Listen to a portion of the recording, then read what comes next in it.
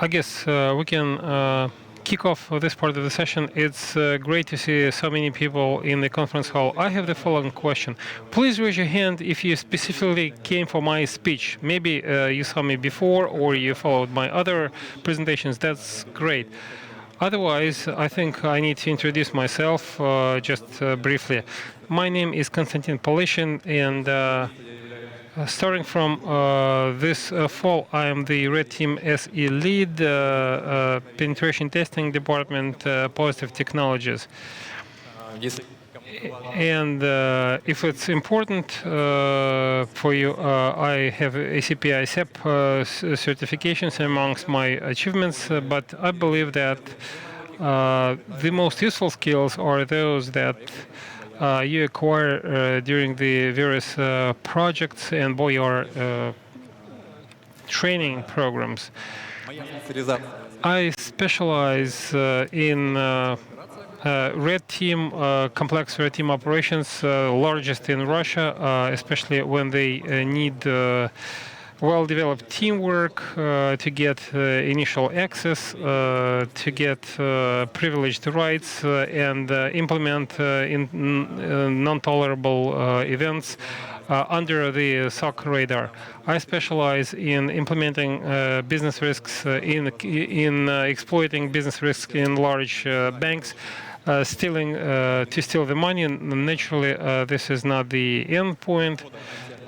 We also evade email APT. We develop social engineering skills, and then we implement them in practice. I was also asked to tell you that if you want to ask questions, you can scan this QR code, and I will select the best question at the end of my presentation.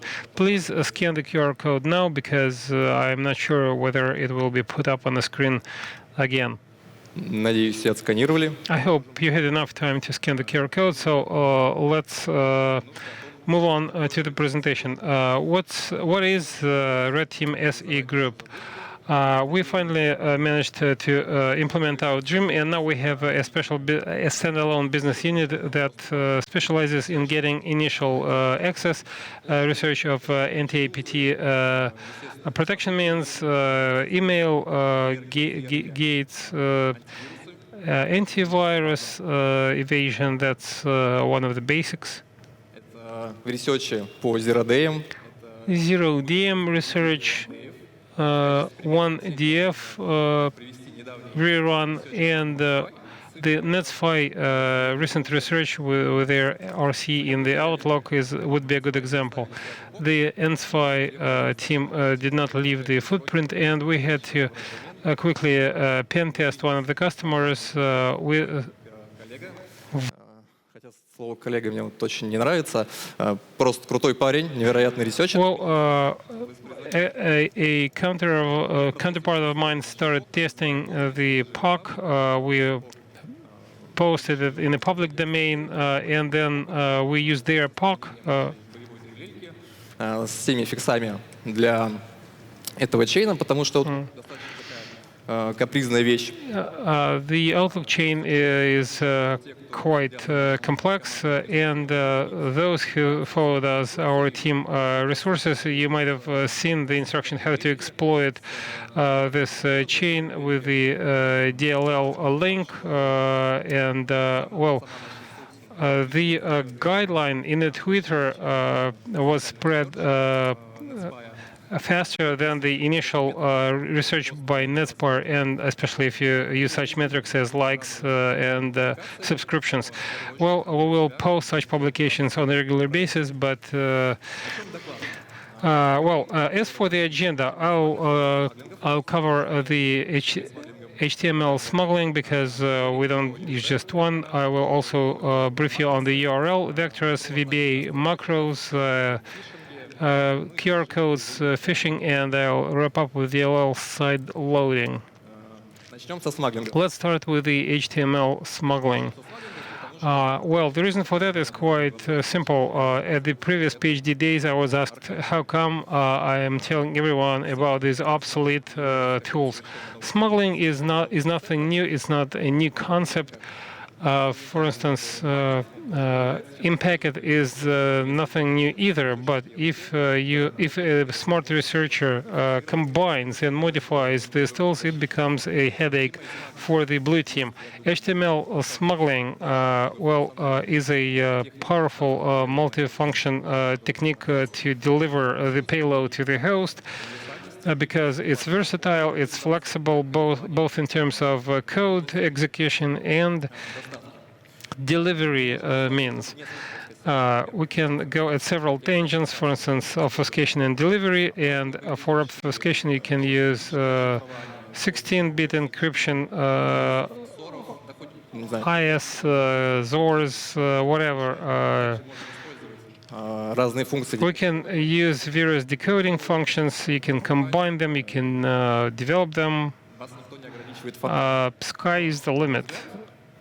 But I believe that the most interesting thing are the delivery means in initiating, unpacking, and downloading. In other words, the way to drop our payload. Of course, this is not an exhaustive list, and inline download plus event listener is the first bullet. Это XOR, это шифрование XOR AES. XOR and AES encryption plus a decryption password. Check user agent plus IP address to make sure that it's not a user agent of a sandbox. And the IP range should coincide with the IP pool of the customer. Image on error code evaluation, SVG image code execution, and I'm going to give you more details on every bullet. Inline download plus event listener. This is the obsolete way to initiate unpacking that was described by Outflanks in their article in 2008. You have to press the button to start the unpacking. I'm not saying this is something new. Even such an obsolete technique could be updated by adding a listener for AGS. There are lots of events, clicks, double clicks, which are classic,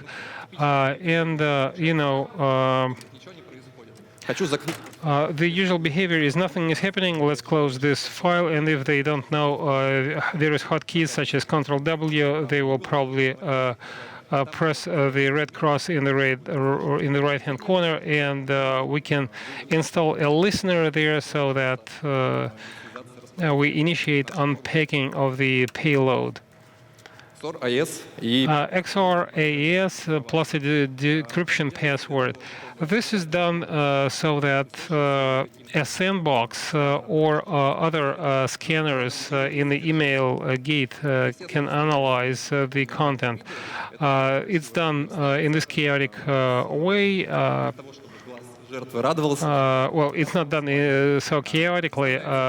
It's done in a beautiful interface. Then as soon as you start typing something in the input field, the unpacking of the payload starts.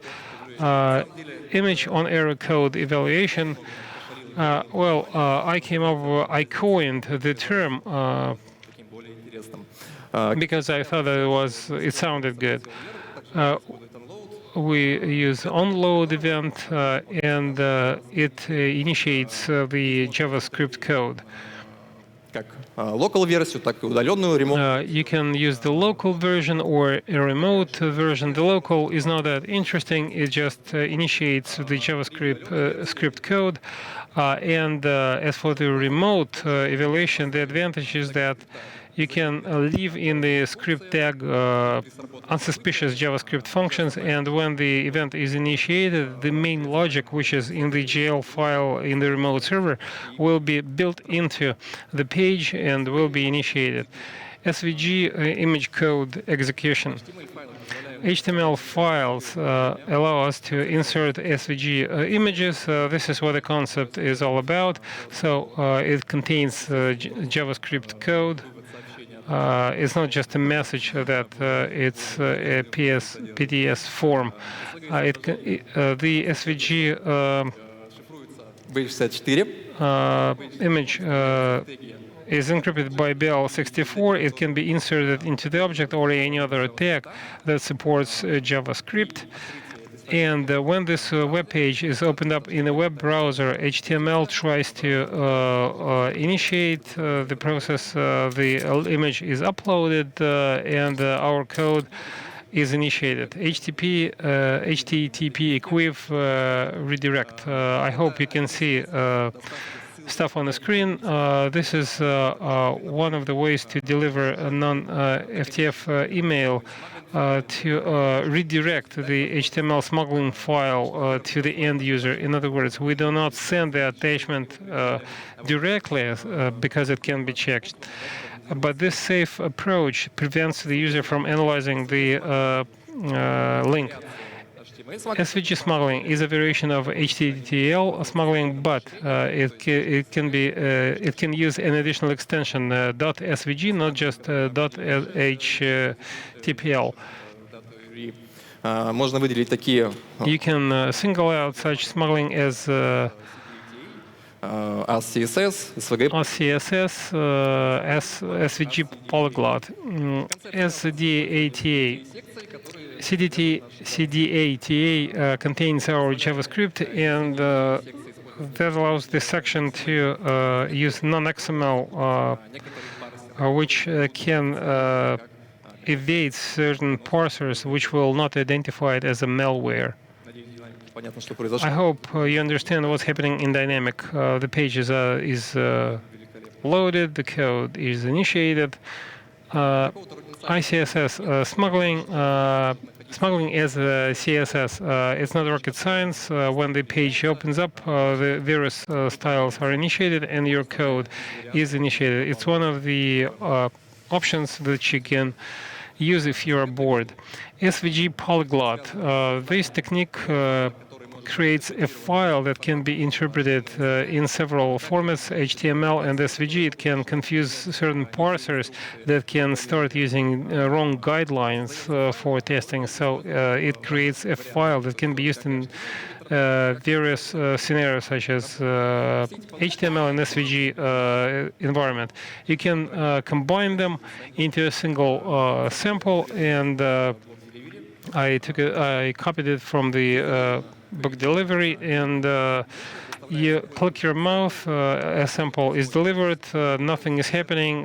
This is what the user thinks. He clicks again, and the payload is dropped on the host.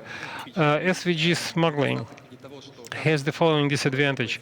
The payload dropped on the host will be randomly named, and it's a problem which can be easily solved. Back in 2019 at the Stack Overflow, we got a sample that can fix it. We recently updated the auto smuggle. The concept is quite similar.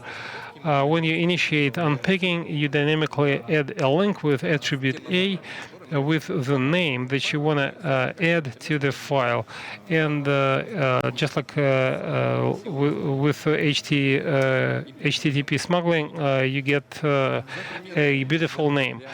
As for the real-life examples, there are multiple examples. The red curl, instead of HTML smuggling, started using SVG smuggling, and instead of using links, they use attachments. Email gates now understand that HTML attachments are not secure, while SVG smuggling is not associated with that yet. And designers use initial Rust images. They email them to each other because it's easier for them to use the open source. JavaScript. The JavaScript code is inserted, and not only you can build in the code, but also additional JS files. For instance, Open Action Event can be built into HTML smuggler dropper, and when it's open in the software for PDF viewing, it will ask the user to open additional files, and the payload is going to be dropped on the host. I like this technique first and foremost because it allows to launch a vector of attack with the help of attachment, and одном проекте In one of our projects, it was a red team project, we evaded a foreign sandbox. Of course, we used certain tricks because everything needs fine-tuning. PDF polyglot or meldoc in PDF. It's what the Japanese CERT calls it. It's a technique for creating a file that can be interpreted in several formats, such as PDF or a different format file, such as the doc with macros. The profit is that we do not damage PDF bytes, but we can insert additional files. A good polyglot file can contain and display the logic. мы закладываем, что это должен быть и PDF смак. For instance, it's going to be PDF smuggling and doc with macros. If you use a PDF reader, then what you see is PDF content. If you open up in the MS Word, then you see a doc file with macros. The advantage is that you can send a file like that to with a doc extension to with a web macros, and the sandbox will read the title, see that it's a PDF file, and start using guidelines pertaining to analyzing PDF files. Naturally, it will not find any malicious behavior. Will believe that it's a legitimate file, but it's it's going to be a malicious file. URL files. I already touched upon that during the previous PHDays. These files can be used to launch credential harvesting attacks when a link points to a remote resource that does mandatory authentication. And if your SMB traffic is external, then your credentials will be stolen. Though even internet providers prohibit SMB traffic, while MTS allows that. And this technique allowed us to steal credentials of a domain admin. So it's quite a useful technique. All you need is to see a file in a log, and the credentials are going to be hacked and compromised. At the previous PHDays, I already mentioned that URL vectors are going to be the priority technique of dropping the payload. And in November 2023, we learned about a very simple way to evade the mark pin with the help of a URL file that points to the user execution stage, be it a CMD or LMK, if it's in the remote storage. The archive is in a remote server, while the URL contains the entire path to the file. Therefore, attackers who spread the Fimidron malware was quite successful in spreading its malware. Firefighters started patching everything, but hackers are simple people. They just get an additional prerequisite. They added an additional URL file to the chain, which referred to another file. So mark of the web was wrong, and the first URL file referred to a second one, and the second one was in the archive in the remote server, and the Hydra used this technique in their attacks. Another URL vector was recently published. GitHub users can leave comments to various repositories, and the main idea is that you can attach files. Those could be binary files, archives. There is no blacklist. These files will be uploaded to GitHub immediately, and GitHub will give you a hyperlink for downloading these files, and you don't even need to publish the comment. You can delete it and just save the link, and your payload will always be available in the GitHub with the help of this link. there is a disadvantage. Your payload can be quickly analyzed, but if you encrypt it, if you use obfuscation and so on and so forth, you can evade this disadvantage. And since repositories feature legitimate comments, for instance, attackers would spread malware that was hosted in Microsoft repositories. Guys who detected that told Microsoft GitHub about that. GitHub deleted one link but left another one. GitHub doesn't care about that. They don't want to send firefighters to delete things from CDN. They don't want to. They did not fix the problem because it's a legitimate logic of the app. You can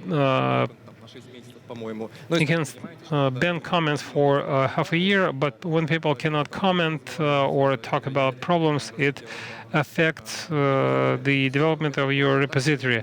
And the same is true for GitLab and GitHub. You can host your payload on GitHub and then drop it. PDF luring is the next thing I want to touch upon.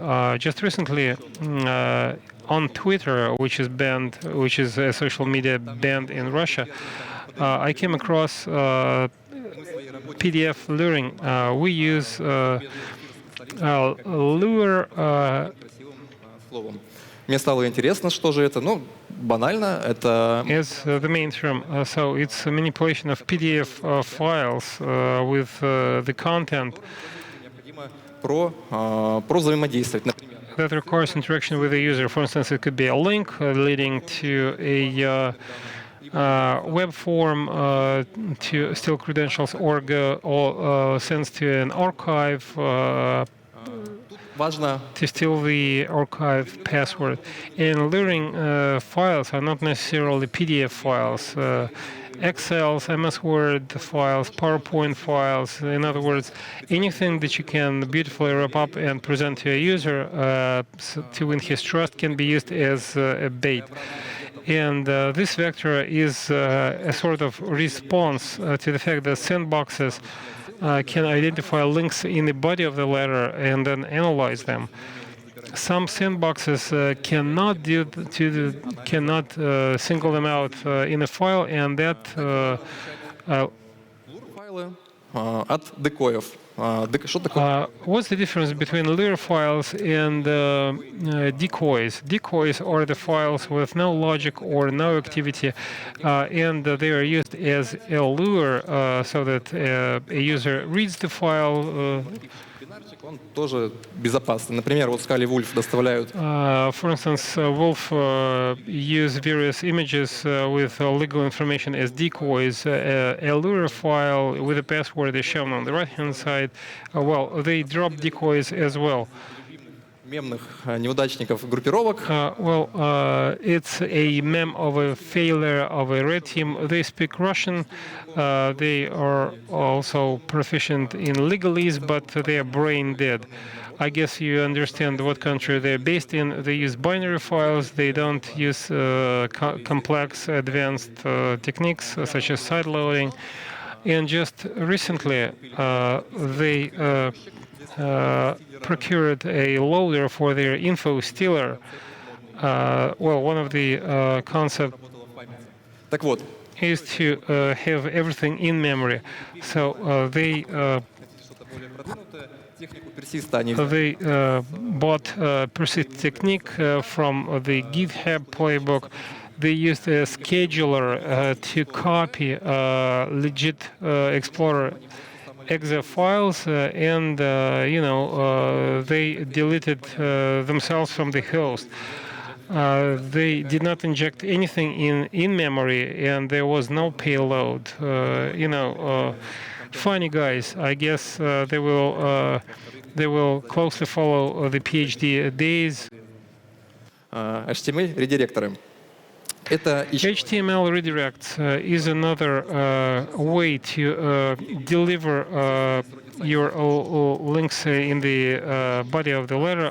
It's not rocket science, but the main idea is that the link in the file вообще возможность can be obfuscated so that no scanner or sandbox understands what is happening. In dynamic, it looks like this. You deliver a file, пользователь его открывает, a user opens the file, and he needs to click on the dialog window, agree to redirect, and the redirect takes him to a web page with HTML smuggling file or a web form or some one-clicker CE. макросы. As for the macros, last time I did not mention the VBA macros because I thought that these vectors were non-existent.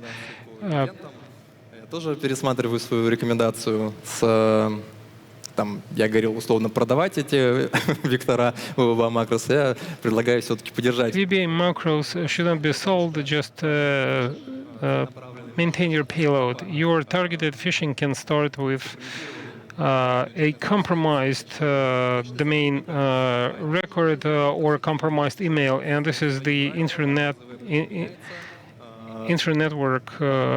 domain, and macros are not switched off, and the VBA purging, VBA stomping, easy VBA tricks, Velvet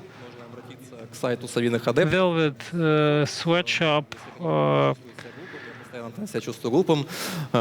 Там ребята делают из VBA просто хардкор.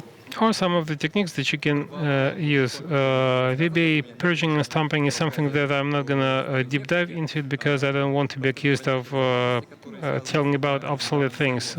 These are the most recent samples, VBA samples, and these are message boxes, quite benign functions, and lots of comments with gibberish text that was probably copied and pasted were used. So the profit is that it can confuse both analysts and the EML solutions. The former will just miss this function because there are lots of comments and it's difficult to identify, to detect the functions which are obfuscated. Так вот, это может запутать аналитиков. So it can confuse both analysts because of the human factor, while the AI solutions can also confuse them for comments. Velvet Sweatshop, a common password for all Excel files. If you're wondering how come I'm talking about this obsolete thing, it's quite simple. It's still effective. And this is the checkpoint report, which dates back to February 2024. With their sample, the Velvet Sweatshop common password was used. Attackers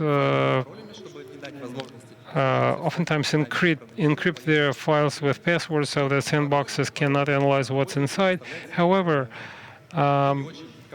it's not convenient to deliver a password to a user. It reduces the effectiveness. But using the Velvet Sweatshop, you can kill two birds with one stone. You don't need to tell the user the password, and you can do everything in static. This text has been around for 17 years, and for some reason the Microsoft developers used this password as a default password. Maybe it was a practical joke, but it's been around too long. When Excel sees that it's an encryption file, by default it uses this password, and by using this password it provides the user with a file with macros. Developer attacks, Lazarus attacks on cybersecurity officers were recently described. There was a backdoor recent attack in the open source exe tool used by admins and IT experts. And we frequently face Telegram attacks. For instance, in the developer chat on Telegram, an attacker talked to them, won his trust, and then asked him to evaluate a public repository in GitHub. And this repository contained malware code. And of course, were it executed on the employee's machine, then probably we would have been hacked.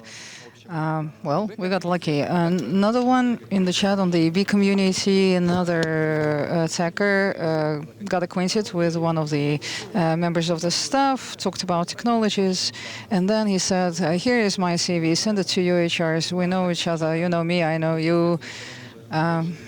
And since HR people trust internal files much more than external files, they trust internal recommendations more, then this trick could have been efficient if this guy wasn't on alert.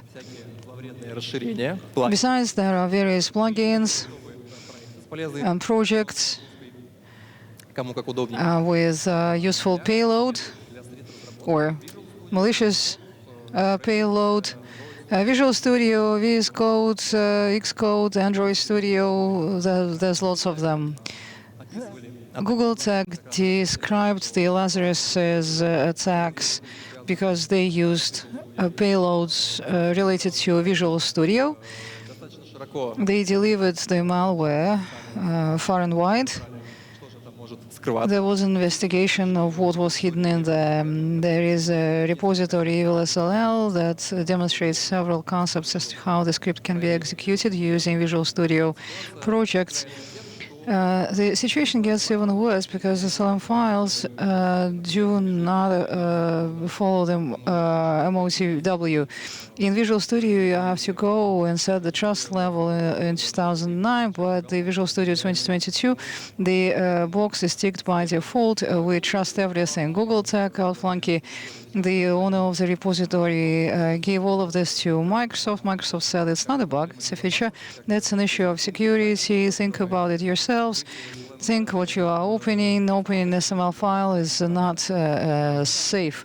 Operation in Dynamics, this is how it may look like. Like with exe, to embed into public project via backdoor, another calculator will be initiated by some sweet beacon on your host. MDSEX. This team did an incredible research of attacks using Visual Code. The attack creates an extension. The code is based on JavaScript. The extension is uploaded onto an official marketplace of the VS Code apps. The marketplace is generates a link. The link is sent to the developer, the victim. The victim clicks the click. The URL code is executed. The extension is installed. You open it, and the payload is executed. So I suggest you read the actual research paper. It's incredible. And it's not the first concept that MDSEC described in the context of using Visual Code to abuse developers. They also described an attack that targeted Mac OS. macOS users trust the notifications very much. When an app asks you to enter the admin's password or update something, in our projects we use this technique several times with good success. So this technique should definitely be a tool in your payloader toolbox. You never know when you will come across a macOS. QR code. This concept we never applied in our projects, not yet, because to scan QR codes you have to have a mobile device, user mobile device. 90% of those cases is not within the scope of what's permissible. But I think that this is quite a powerful concept, because when all these contactless payments came on board, like when you leave tips for excellent service in a restaurant, or to pay something for something at a POS terminal, or to rent a bike, or a VPN or authentication, all of this uses QR codes. QR codes can be delivered in the body of the email or in an attachment. A safe link can be used.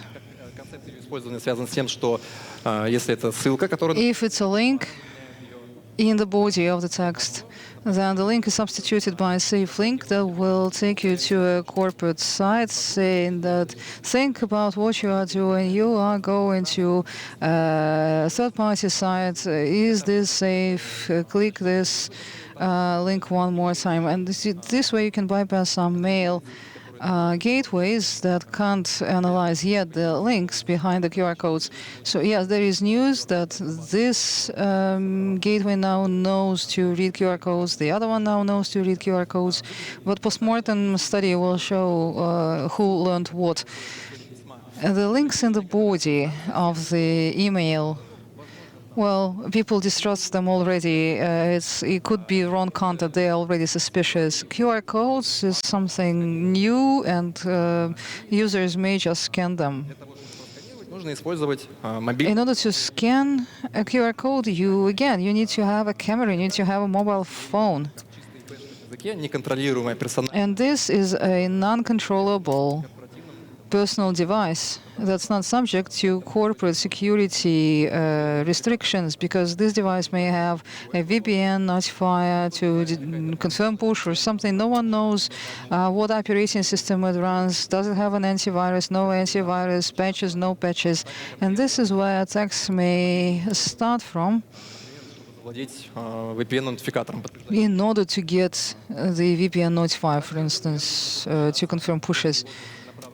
Or more targeted attacks can be launched, like Kaspersky people found an attack, triangulation attack. I don't mean to say that the triangulation attack will be initiated by a QR code, but maybe some unexplored attack may be initiated via mobile phone and a QR code. Side loading, DLL side loading. This is a powerful concept. Every red team should have these skills. This is also important for the industry, because developers and vendors, software developers and vendors, it's as if they do not understand the essence of this vulnerability. What is it? Why is it a vulnerability? No, you're trying to deceive us. No, we are not trying to deceive you. It feels like 90% of commercial enterprise software can be vulnerable to DLL side loadings. We've been talking for the past year with one of major vendors, and for the last year we can't get a fix, we can't get any tangible feedback. Another big vendor actually got hooked on this information. They started fixing this issue. They shared the fix with us, but it was not very good. But well, at least they're working on it. It's important to differentiate between DLL hijacking and DLL side loading. Yes, the concepts are very close, and the community is confused about terminology as well, because the payload is also in the DLL. Trusted app initiates the payload, but DLL hijacking doesn't proxy calls to proximal DLL, and the application ends in an error. Notice of an error to the user, red box. And the users may, again, be confused about this. The tunnel will be down, the computer will be switched off. DLL side loading, on the other hand, can proxy the calls to a legitimate library. DLL side loading allows you to use additional measures to run the application in its initial multifunctional representation with full functionality. Not all of the executable files. Well, you have to deliver all the resource files for the icons, and the archives can be quite heavy, but still it has many advantages. The trusted application is initiated with legitimate digital signature, bypassing smart screen. It can be a trusted application in the enterprise. The payload is embedded into DLL. The payload can be encrypted, obfuscated from antivirus and other scans. Disk, the drive is a lava. We do not drop anything onto the host. We launch everything in memory of a process, for instance. The application doesn't crash. There is no suspicious behavior in the eyes of the user. So our main objective is to make sure that no one ever doubts that this is a full legitimate app. that this is a support group asking you to update the app urgently. Доставлять наши архивы без Side loading also allows you to deliver everything without LNKs прочего, потому что and everything else, because these files они высвечивают плашечку о том, что этот файл will again bring up a pop-up window onto the screen that this file from the internet, the DLL side loading, double click, everything runs.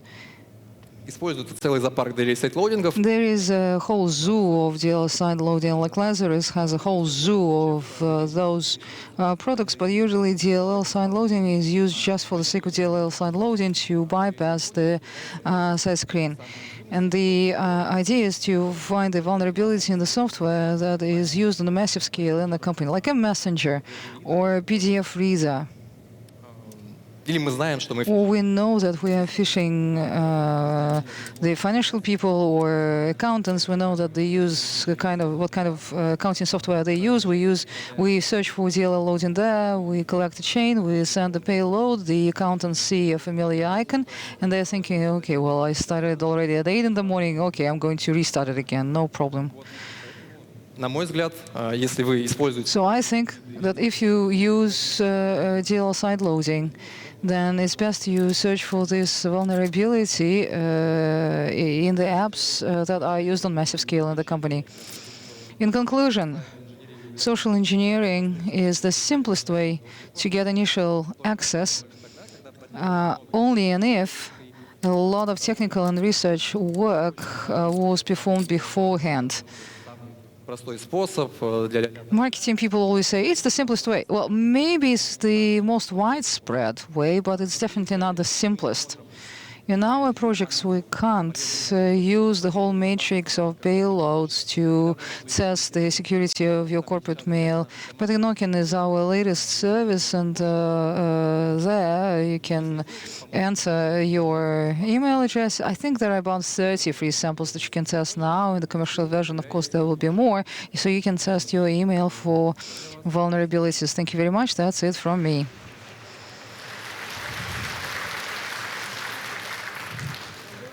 Что делать с непробиваемыми пользователями, которые открывают все подряд? What do you do with the users who are not even thinking before they open anything that they receive in mail? Well, this is a philosophical question. To teach people in security awareness, well, it takes time and patience. Don't rely on people. Protect people. Use several echelons in the security environment and make sure that your users cannot make a mistake. Your users are not thinking about your information security rules.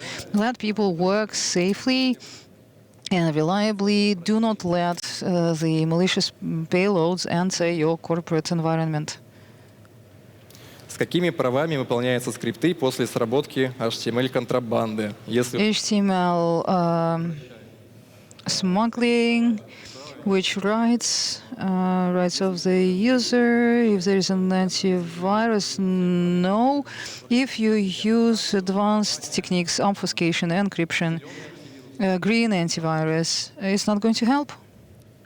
большой вопрос про Zero A big question about zero day. Вы указали в цели You said zero day is one of your priorities given the specific nature of red teams. Your data is not public, you do not share with the vendor bounty, you just use that data in your work. No, we find the information, we share it with the vendor. If we find something in a Russian product, then we use BTU, we talk directly to the vendors. No, we do not keep it to ourselves.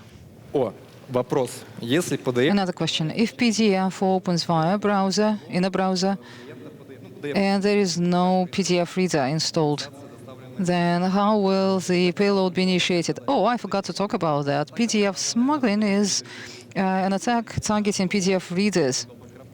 So if you use Adobe Acrobat or PDF Reader or something, if you open PDF smuggling in a browser, then no magic. Так, возможно, из зала есть вопрос. Maybe there are questions in the room. Благодарю за доклад. Thank you very much for your presentation. I was listening to your presentation. You mentioned vulnerability in Outlook. If I remember, in the NetSpy article, people say that when you execute the template, there is a window popping up, and it calls a client app. How did you overcome this problem? Yeah, exactly. In the default DLL, there is a crash window on the screen. Yeah. But I'm not going to tell you how we did it, but the data that we shared solves this problem. Ну, нагрузку уж сами придумайте, что там делать. Well, you can come up with your own ideas for the actual payload. Think about it yourself. Any other questions from the floor? You also mentioned that you shouldn't rely on the user, or let the users do their job. Then is it possible to use just technical means to build complete protection from this kind of attacks? Because there are other ways, new techniques are emerging every day. I mean, should we still train the user? Well, you should train the users, of course. The administrative measures also matter, but you have to understand that security can never be complete. If people are set on hacking you, you will be hacked. But relying just on the user, giving them a lecture, or reading them a lecture, and there is personnel turnover in the company. You train one person, that person leaves, another one comes. You have to not rely just on regular information security awareness trainings in the company. You build several layers of protection around your company and around its people. That's my answer to your question. Спасибо большое за доклад. Thank you very much for the talk. Are there any solutions to control for the integrity of publicly available libraries when publicly available libraries, well,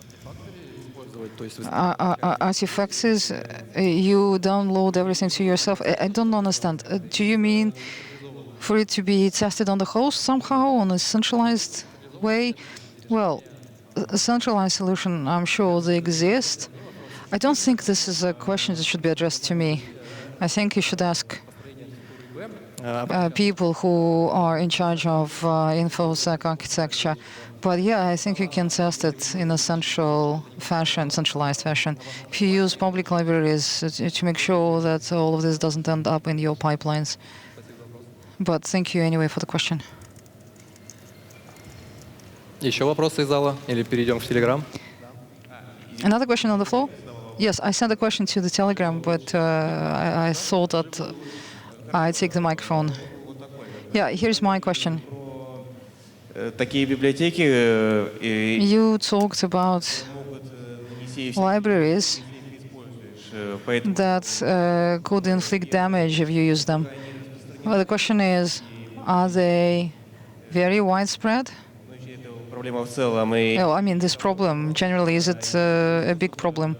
And secondly, is there a way to recognize malicious libraries before you use them? You're asking about DLL sideloading, right? The DLL that's used by trusted apps. How do you detect them? Well, advanced InfoSec systems that can identify this malicious activity, that can detect an app executing some suspicious code, building it into the pipeline. Well, those people who are developing this app, they are the ones at the level of development who should address the issue. You will not be able to fix that yourself. If the commercial software is the vendor's app is the problem, then you go to the vendor and you explain to the vendor that this is what needs to be done. That's an issue. It's a gap. It's what needs to be fixed. But is this a major issue? Well, Lazarus is government hackers, all of these groups. Группировка имеет в своем арсенале All these groups have DLL side loading skills because all these small screens can be evaded, bypassed. Their activity can be obfuscated with this technique. I mean, they all use it. There is another question on the floor. Нет, начало. Over here. Огромное спасибо за доклад. Вопрос в следующем. Как контролировать DLL, если... Thanks. How do you control for DLL? Most of security means doesn't cover DLL. Do you mean in DLL side loading? What do you mean a lot of loading on the host? Well, if I enable DLL control, the host will be overloaded. Oh, I got it. Not enough power, right? Well, yeah, it's a double-edged sword, either security or performance. Well, if you can't add more performance, you've already got 5,000 hosts, and then you also enable DLL control. Well, I was answering the question from this young gentleman that you have to stop this attack earlier at the stage of InfoSec system for mail. This attack should reach the user. If you think that you don't, well, it's obvious no one ever has enough hardware, but it means you have to focus on prevention at the stage of delivery. This is why you have to install all the barriers. Of course, I hate it when users do not have any access to the internet, but at least stop the users from following the links, for instance. Use administrative constraints. Да, спасибо за доклад. У меня вопрос тоже. Thanks for your talk. I also have a question on DLL side loading. The problem is, as far as I understand, the order of the sequence of DLL in the path is violated. Are there any automated means to check that the apps are running wrong, that they are following the path where there shouldn't be any DLLs? Can I fix that? Well, yes, you can do research. You can do discovery and look what's happening at the host, and if the DLL is not on the path, it will be a trigger. But there are also automatic public tools. You just Google for DLL side loading finding, and it will check all the DLLs that are missing from the host. There are about 3-4 different tools publicly available. You can write to me. I can send you the links because I will not remember the names on the spot. And there are still many questions in the tablet. VBA 2024. То есть не с внутренней корпоративной почты. If you use external email boxes, then that makes no sense. Unreasonable. Well, I have my own standard of reason and what's reasonable and what's not. I think that would be unreasonable because democracies will not be operational by default. Microsoft set a limit to that. And internal phishing, yes, that could be reasonable and could be quite efficient. Если в нашем SOC правила, которые... At our SOCs, do we have rules that detect HTML smuggling and how? Well, you should call our desk. I'm from PDS Forum. I know nothing about it. Расскажи, когда тебя последний раз фишили и что это был? When was the last time when you were fished? Well, that was in Telegram. У меня компания просто классическая. It's not because I work for this company, for my employer. I started getting questions. I was in a chat for investors and what you think about investments. You would like to make a bet, like social engineering, regular stuff in one of the chats for investors, not related to my job. Константин, нет ли такого ощущения, что ручеек фишинга потихоньку Don't you get a feeling that phishing is dwindling, that it's fading out?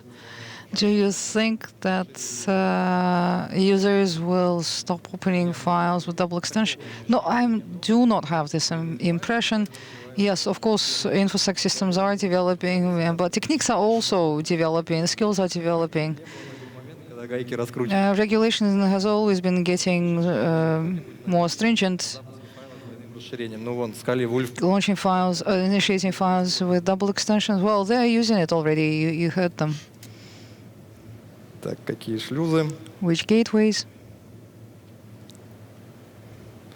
какие техники лучше. which techniques, detected.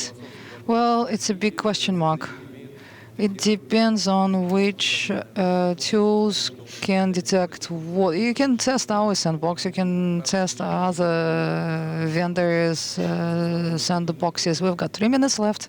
Тут где-то был вопрос про самый интересный случай пробива через социалку. По-моему, The question about social engineering, the most successful case. I think I gave this case during my last talk. And okay, even if I'm repeating myself, it was a very complex case. We used phishing, so phone calls and alerts. First, we called this employee. I tried to understand whether this person is going to talk to me. I explained the scenario to him. Then I wrote to him in Telegram. Then I did a PDF urine file. There was a link he had to click. After that, he downloaded the file. Depending on whether it was macOS or Windows, he received DLL side loading payload. почтовых адресов, которые... We had a limited scope of email addresses that we found from one of the leaks of a company. So we followed this pattern of email addresses. We found the names and phone numbers of the employees. We got their accounts via phishing. We used Wi-Fi to find the point of the exchange. And then we started working the phishing chain and further development. So these people were getting DLL side loading technique from us. The app that was very popular in the company. Everyone truly believed that it was all legitimate. And even, well, probably that was one of the most interesting cases that took a long time of a targeted attack. Phishing took months, maybe a month and a half. Because some users rejected any contact. It was fun. It was difficult, but it was fun. It's okay. We've got 1 more minute left. I'd like to thank you for your questions and for your attention.